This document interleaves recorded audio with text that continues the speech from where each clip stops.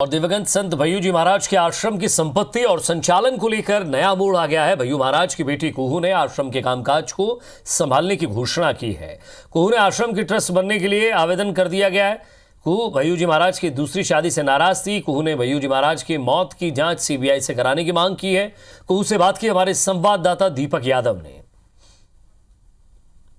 आज दत्त पूर्णिमा और एक बार फिर से सर्वोदय आश्रम में रौनक देखी जा रही है और आश्रम की कमान भय्यू महाराज की बेटी कुहू अपने हाथों में लेने जा रही है। हमारे साथ कुहू मौजूद है। कुहू, क्या फैसला लिया है आपने? डिसीजन एज सच नहीं लिया है, पर इतना ज़रूर पता है कि अब पापा के काम आगे बढ़ेंगे। भले ही उतने लेवल पे नहीं होगा जैसे मतलब महाराष्ट्र में जैसे टूर्स वगैरह होते थे, पर जितना मेरे बस में होगा, क्योंकि मुझे मेरी पढ़ाई भी मैनेज करनी है, बाकी सब भी मैनेज करना है, तो उसके हिसाब से मुझसे जितना बन पड़ेगा मैं उतना करूँगी।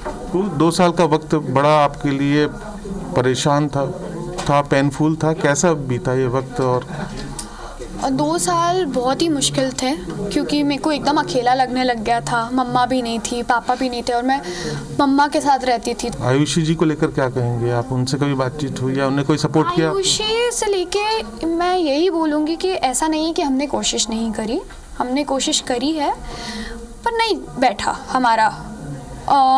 हमने मतलब जैसे अब केस को लेके मैं तो बेटी हूँ तो मुझे क्यों नहीं बताया गया, और सीबीआई की भी अब हम मांग करने वाले हैं, तो उसके बारे में भी उनसे कुछ डिस्कशन हुआ नहीं। ये मेरा पर्सनल डिसीजन है कि सच बाहर आना चाहिए। जो यहाँ के अनुयायी हैं जो उनके आश्रम को संभालते हैं, उनका कितना सपोर्ट है आपको? अब वो सब खामगांव का जो ट्रस्ट है और ऋषि संकुल है वो बहुत ज़्यादा सपोर्टिव हैं। वो बोलते हैं कि आप पापा के उत्तराधिकारी हैं, आपको आना चाहिए ट्रस्ट पे। तो अब मैं थोड़ा मेंटली प्रिपेयर्ड हुई हूँ। ये है कुहू। अब उत्तराधिकारी के तौर पर कुहू भय्यू महाराज के जो परंपरा है उसे आगे निर्वहन करेगी। जितने भी विवाद है उन्हें भी खत्म किया जाएगा, लेकिन आज भी कुहू अपने पापा को उतना ही याद करती है जो उनके साथ में संबंध रहे हैं उसके। कैमरा पर्सन संतोष के साथ दीपक यादव, IBC 24 इंदौर। दीपक यादव हमारे संवाददाता हमारे साथ जुड़ रहे हैं। दीपक से ही बातचीत करते हैं। दीपक, जिस तरह से आज के दिन आश्रम पर, सर्वोदय आश्रम पर भीड़ रहती है, लोग आते हैं, और जब भय्यू जी महाराज थे तो यहाँ कई VIPs का भी आना लगा रहता था। अब सवाल ये कि जब वो नहीं है तो उनके केस की भी जांच चल रही है। आयुषी और कुहू के बीच जिस तरह से संबंध ठीक नहीं है ये साफ नज़र आता है। कुहू का अब इस पर यह कहना कि वो आश्रम की जिम्मेदारी संभालेगी, वो ट्रस्टी बनेंगी, इसको लेकर भी वो आवेदन कर चुकी हैं। तो हर एक एंगल से देखा जाए तो कहीं ना कहीं बहुत सारे पेचेस हैं। कैसे पुलिस देख रही है इसको, और आगे जब कुहू ये कह रही कि वो जिम्मेदारी संभालेगी तो कितना आपको लगता है कि आश्रम भी उसको सपोर्ट कर रहा है?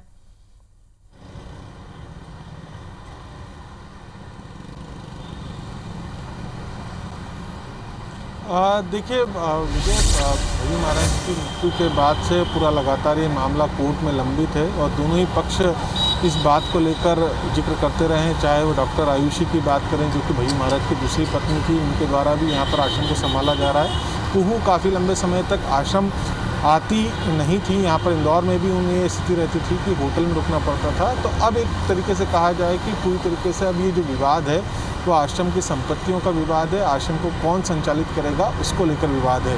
जब भय्यू महाराज की मृत्यु हुई थी तब कुहू की उम्र 17 वर्ष की थी। अब वो 20 वर्ष की हो चुकी हैं और जिस तरीके से लगातार चीज़ें बन रही हैं, क्योंकि कोर्ट की तरफ से भी आयुषी को लगातार समन भेजे गए हैं, लेकिन अभी तक वो बयान देने के लिए पहुंची नहीं। और अब डॉक्टर आयुषी ने ये एफिडेविट दिया है कि वो इस वक्त कोरोना से ग्रसित है, इस वजह से वो पेशी पे नहीं जा सकती। लेकिन आज चूँकि दत्त पूर्णिमा का मौका है और जैसा कि सर्वोदय आश्रम पर जिस तरीके से दत्त पूर्णिमा के मौके पर अनुयायियों की भीड़ लगती थी, वैसी भीड़ तो नज़र नहीं आई। लेकिन अब भय्यू महाराज की जो परंपरा है, जो कामकाज है, उसको संभालने के लिए कुहू निकलकर सामने आई है। तो एक तरीके से कहा जाए कि ये पूरी तरीके से ये पारिवारिक विवाद के तौर पर ज़्यादा देखा जा रहा है कि भय्यू महाराज की विरासत को आगे कौन संभालेगा।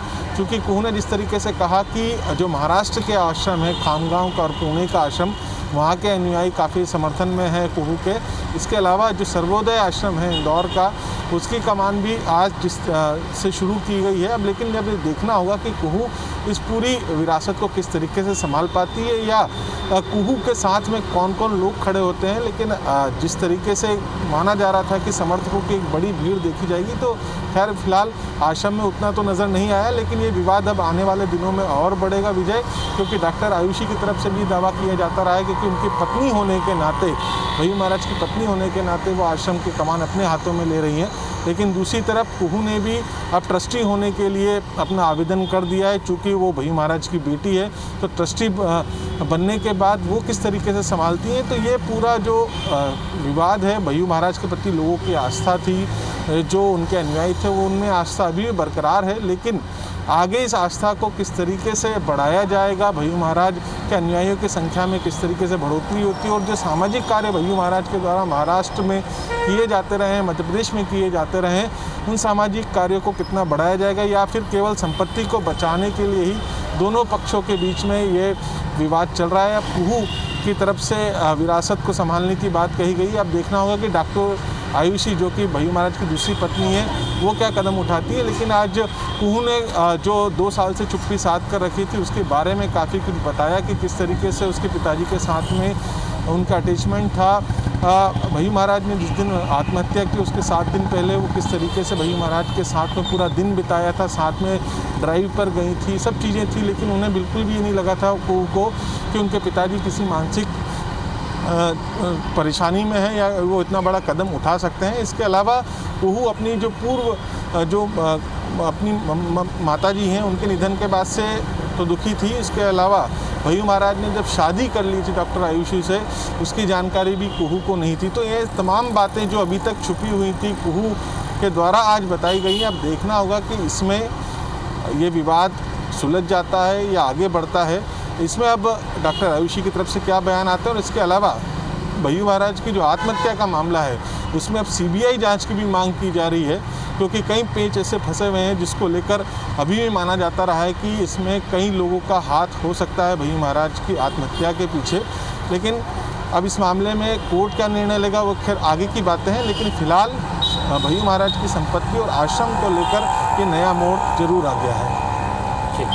नजर बनाए रखिएगा दीपक, आगे आपसे अपडेट लेते रहेंगे। बहुत बहुत शुक्रिया इस तमाम बातचीत के लिए।